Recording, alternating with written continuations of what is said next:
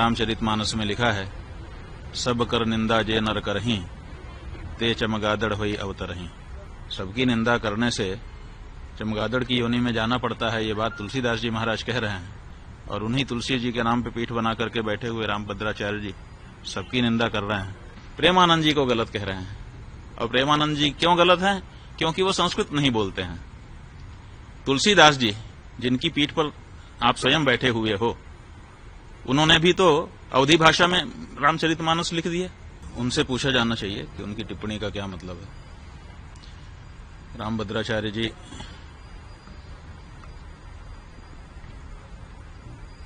सबकी निंदा करते हैं। पूरी के शंकराचार्य के बारे में कहा है कि रामचरितमानस में तुलसीदास जी ने जिस तुलसी पीठ पर वो बैठे हैं, उसी तुलसीदास जी महाराज ने रामचरितमानस में लिखा है, सब कर निंदा जे नर करहीं, ते चमगादड़ होई अवतरहीं। तो सबकी निंदा करने से चमगादड़ की योनि में जाना पड़ता है, ये बात तुलसीदास जी महाराज कह रहे हैं। और उन्हीं तुलसी जी के नाम पे पीठ बना करके बैठे हुए रामभद्राचार्य जी सबकी निंदा कर रहे हैं। क्या उन्होंने ये एक चौपाई पढ़ी नहीं है, या फिर उस चौपाई के कुछ और अर्थ उन्होंने समझ लिए हैं? ये तो उनसे चर्चा करने पर ही पता चलेगा। रामभद्र जी ने कहा है कि उन्हें 1 लाख क्या कहते हैं शुभ लोग आते हैं, तो क्या कहेंगे आप? ऐसा है कि दावा किया है उन्होंने कि हमको कभी कहा है कि 1 लाख पन्ने याद हैं पृष्ठ, और कभी कहा है कि 1.5 लाख पन्ने याद हैं पृष्ठ। तो अब 1 लाख पृष्ठ याद हैं कि 1.5 लाख पृष्ठ याद हैं, इसकी कोई परीक्षा तो हुई नहीं है। दावा उन्होंने जरूर किया है। उन्होंने 3 दावे, वैसे तो अनेक दावे किए हैं, लेकिन 3 प्रमुख दावे हैं।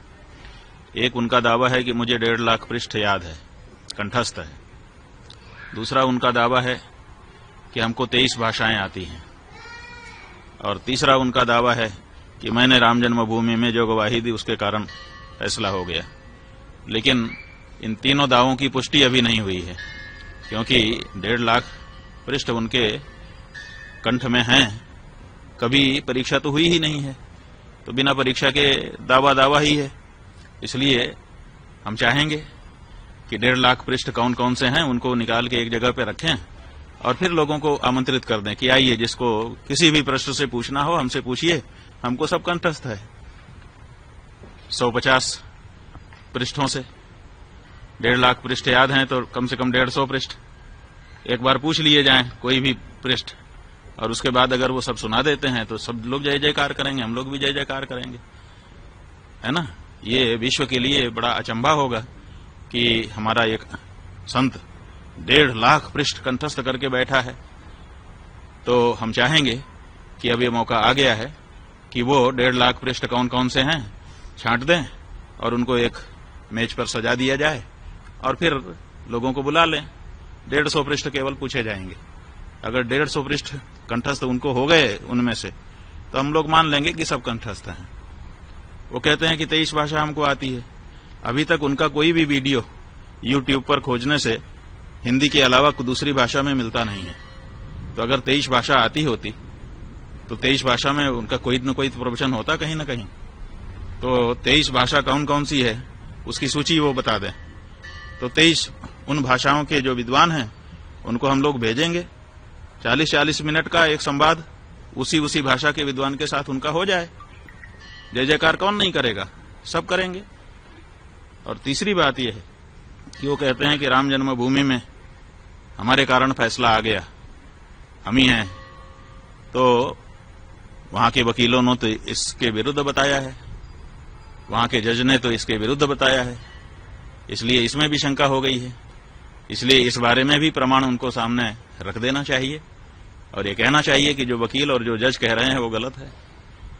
लेकिन ये नहीं उन्होंने कहा है। जो उनको गलत बता रहे हैं उनको उन्होंने गलत नहीं कहा है, प्रेमानंद जी को गलत कह रहे हैं। और प्रेमानंद जी क्यों गलत हैं? क्योंकि वो संस्कृत नहीं बोलते हैं।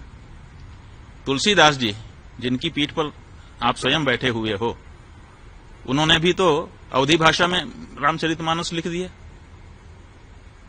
संस्कृत में क्यों नहीं लिखा उन्होंने? क्या संस्कृत बोलना ही विद्वत्ता होती है? क्या गोस्वामी तुलसीदास जी विद्वान नहीं थे कि वो अवधी भाषा में महाकाव्य की रचना कर रहे थे, अवधी भाषा में राम जी के गुणगान कर रहे थे? अगर संस्कृत में बोलना ही विद्वत्ता है तो इस सिद्धांत के अनुसार तो तुलसीदास जी भी विद्वान नहीं आपकी दृष्टि में होंगे, क्योंकि उनका तो सारा का सारा साहित्य, चाहे वो बरवे रामायण हो, चाहे वो गीतावली हो, चाहे कवितावली हो, चाहे हनुमान चालीसा हो, चाहे बजरंग बाण हो, छोटे से छोटा बड़े से बड़ा रामचरितमानस, सब कुछ अवधी भाषा में है, संस्कृत में नहीं है। तो क्या तुलसीदास जी विद्वान नहीं थे? तो ये जो परिभाषा आप लेकर के आए और हमने ये पूछा है कि आप ये बताइए, प्रेमानंद जी महाराज दिन भर राधे राधे श्याम श्याम कह रहे हैं, तो राधे राधे श्याम श्याम ये जो शब्द हैं ये संस्कृत भाषा के हैं कि नहीं, और संबोधन विभक्ति में हैं कि नहीं? और जब संबोधन विभक्ति से अपदम न प्रयुंजित, अपद नहीं बोलना चाहिए, और वो उसको पद बना करके संबोधन विभक्ति में ढाल करके अगर दिन भर उच्चारण कर रहे हैं तो आपसे ज्यादा संस्कृत तो वो बोल रहे हैं। आप कितनी देर संस्कृत बोलते हैं दिन भर में? बताइए।